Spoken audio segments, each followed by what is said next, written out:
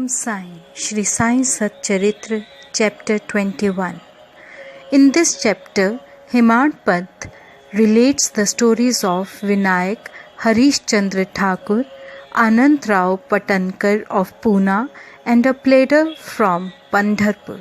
All these stories are very interesting, which, if very carefully read and grasped, will lead the readers on to the spiritual path. Preliminary. It is a general rule that it is our good luck in the form of accumulation of merits in the past births that enables us to seek the company of saints and profit thereby. In illustration of this rule, Hemant Pant gives his own instance. He was a resident magistrate of Bandra, a suburb of Bombay, for many years.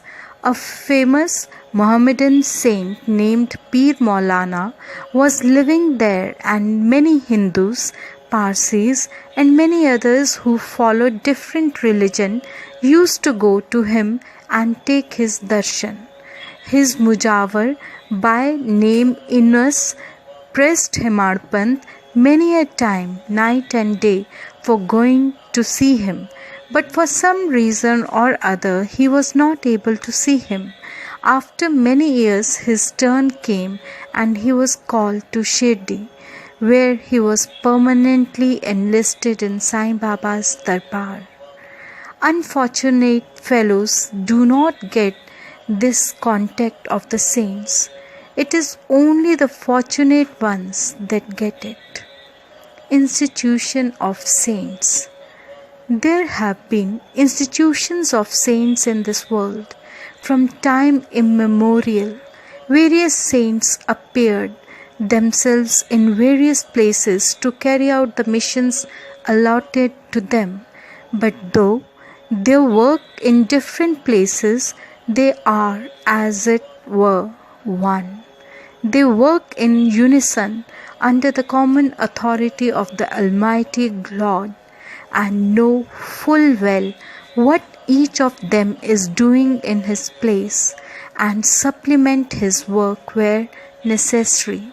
An instance illustrating this is given below. Mr. Thakur. Mr. V.H. Thakur was a clerk in the Revenue Department, and he once came to a town named Vadgaon near Belgaum along with a survey party. There he saw a Canaris saint and bowed before him. The saint was explaining a portion from the book Vichar Sagar of Nischal Das to the audience. When Thakur was taking his leave to go, he said to him, "You should study this book, and if you do so, your desires will be fulfilled. And when you go to the north in the discharge of your duties in future, you will come across a great saint by your good luck, and then he will show you the future path and give rest to your mind and make you happy." Then he was transferred to Junnar, where he had to go by crossing Nane Ghat. This ghat was very steep and impassable, and no other conveyance than a buffalo was to use in crossing it. So he had to take a buffalo ride through the ghat, which inconvenienced and pained him much. Thereafter he was transferred to Kalyan on higher post, and there he became acquainted with Nana Sahib Chandorkar. He heard much about Sai Baba from him and wished to see him. Next day Nana Sahib had to go to Shirdi, and he asked Thakur to accompany him. He could not do so, as he had to attend the Thana civil court for a civil case. So Nana Sahib went alone. Thakur went to Thana, but there the case was postponed. Then he repented for not accompanying Nana Sahib.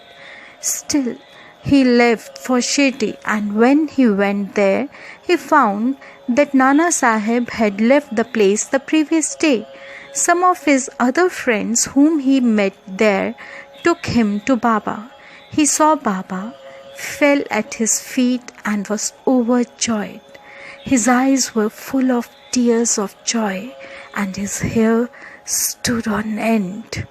Then after a while, the omniscient Baba said to him, "The path of this place is not so easy as the teaching of the Canarese Saint Appa, or even as the buffalo ride in the Nane Ghat. In this spiritual path, you have to put in your best exertion, as it is very difficult." When Thakur heard these significant signs and words, which none else than he knew, he was overwhelmed with joy. He came to know that the word of the Canarese saint had turned true. Then joining both hands and placing his head on Baba's feet, he prayed that he should be accepted and blessed. Then Baba said, "What Appa told you was all right, but these things have to be practiced and lived. Mere reading won't do. You have to think and carry out what you read. Otherwise, it is of no use. Mere book learning without the grace of the Guru and self-realization is of no avail." The theoretical portion was read from the work Vichar Sagar by Thakur, but the practical way was shown to him at Shirdi. Another story given below will bring out this truth more forcibly. Anantrao Patankar. One gentleman from Pune by name Anantrao Patankar wished to see Baba. He came to Shirdi and took Baba's darshan. His eyes were appeased. He was much pleased. He fell at Baba's feet and after performing proper worship said to Baba, "I have read a lot, studied Vedas, Vedant and Upanishad and heard all the Purans, but still I have not got any peace of mind. So I think that all my reading was useless. Simple, ignorant, devout persons are better than myself. Unless the mind becomes calm, all book learning is of no avail. I have heard from many people that you easily give peace of mind to so many people by your mere glance and playful word. So I have come here. Please take pity on me and bless me."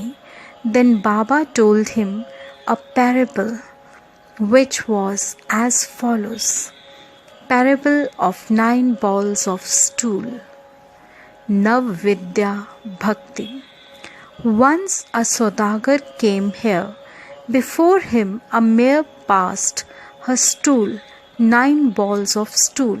The merchant, intent on his quest, spread the end of his dhotar and gathered all the 9 balls in it, and thus he got concentration of mind. Mr. Patankar could not make out the meaning of this story, so he asked Ganesh Damodar, alias Dada Kelkar, "What does Baba mean by this?" He replied, "I too do not know all that Baba says and means, but at his inspiration I say what I come to know.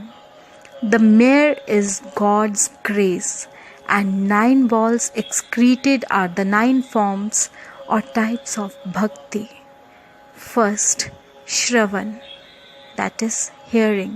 Second, Kirtan, praying. Third, Smarn, remembering.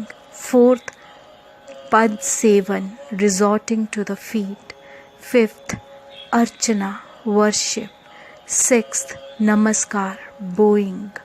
Seventh, Dasya, service. Eighth, Sakhyatav, friendship. Ninth, Atma Nivedana, surrender of the self. These are the 9 types of bhakti. If any of these is faithfully followed, Lord Hari will be pleased and manifest himself in the home of the devotee. All the sadhanas with jap, tap, yoga practice and studying the scriptures and expounding them are quite useless unless they are accompanied by bhakti, that is devotion. Knowledge of the Vedas or fame as a great jnani and mere formal bhajan are of no avail. What is wanted is loving devotion. Consider yourself as the merchant or seeker after the truth and be anxious and eager like him to collect or cultivate the 9 types of devotion. Then you will attain stability and peace of mind. Next day, when Patankar went to Baba for salutation, he was asked whether he collected the 9 balls of stool. Then he said that he, being a poor fellow, should first be graced by Baba and then they will be easily collected. Then Baba blessed and comforted him, saying that he would attain peace and welfare. After hearing this, Patankar became overjoyed and happy. The Pandharpur Platter. We shall close this chapter with short story showing Baba's omniscience and his using it for correcting people and setting them on the right path. Once a platter from Pandharpur came to Shirdi, went to the masjid, saw Sai Baba, fell at his feet and without being asked, offered some dakshina and sat in a corner, eager to hear the talk that was going on. Then Baba turned his face towards him and said, "How cunning the people are! They fall at the feet, offer dakshina, but inwardly give abuses behind the back. Is not this wonderful?" This cap fitted the platter, and he had to wear it. None understood the remark. The platter grasped it, but kept silent. When they returned to the Wada, the platter said to Kaka Sahib Dikshit, "What Baba remarked was perfectly right. The dart was aimed at me. It was a hint to me that I should not indulge in reviling or scandalizing others." When the sub-judge or munsif of Pandharpur came and stayed here for the improvement of his health, a discussion about this matter was going on in the bar room at Pandharpur. It was said or discussed there whether the ailments from which the sub-judge suffered were ever likely to be got rid of without medicines by merely going after Sai Baba, and whether it was proper for an educated man like the sub-judge to have a recourse to such methods. The sub-judge was taken to task, that is, he was criticized, as also Sai Baba. I also took some part in this affair, and now Sai Baba showed the improper conduct of mine. This is not a rebuke to me, but a favor, an advice that I should not indulge in any scandal or slander of others and not interfere unnecessarily in others' affairs. Shirdi is about 100 kos distant from Pandharpur. Still, Baba by his omniscience knew what transpired there in the bar room. The intervening places, rivers, jungles and mountains were not a bar to his all-perceiving sight, and he could see or read the hearts of all. There was nothing secret or veiled from him. Everything far or near was plain and clear to him, as broad as daylight. Let a man be far or near, he cannot avoid the all-pervading gaze of Sai Baba. From this incident, the pleader took the lesson that he should never speak ill of others, nor unnecessarily criticize them. This his evil tendency was completely got rid of, and he was set on the right path. Through the story referred to a pleader, still it is applicable to all. All should therefore take this lesson to heart and profit thereby. Sai Baba's greatness is unfathomable. So are his wonderful Leelas. His life is also such, for he is Par Brahm incarnate. Bow to Shri Sai. Peace be to all. Om Sai. Om Sai. Shri Sai Sat Charitra, Chapter 21. In this chapter, Hemant Pant relates the stories of Vinayak Harish Chandra Thakur, Anand Rao Patankar of Pune, and a pleader